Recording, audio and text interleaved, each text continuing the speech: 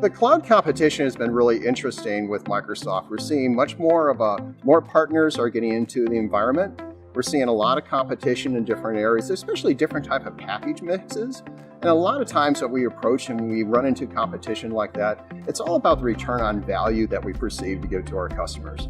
Because it really comes down to customers want one thing that work. And it doesn't really matter who the competitor is.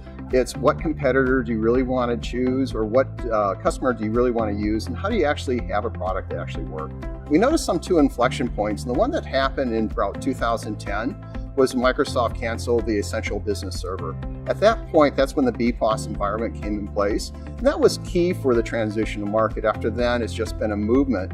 And the movement we see today for the inflection points is really the server refresh cycle, and people just don't want to have servers on site. They wanted the cloud, they want it secured, and they basically want to figure out how to actually run their business. But more important, they want something that just works.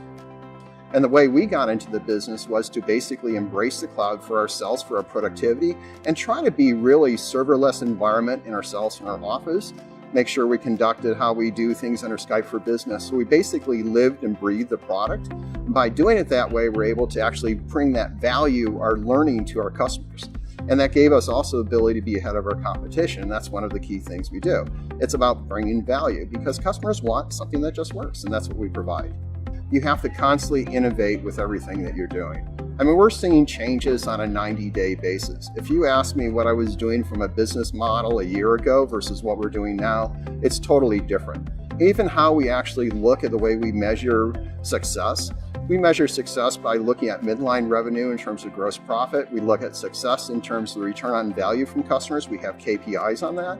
And if you look at the traditional service business that people have, break fix or whatever, you're caught in this hourly mentality. And that's not how people work today. Today we sell products.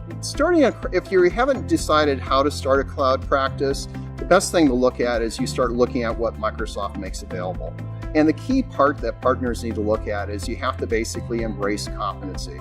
If you get a competency, it does two things. It shows that Microsoft that you're serious, but also it opens up the floodgates to the access to new technology, IUR licenses, but also gets into the different type of training activities.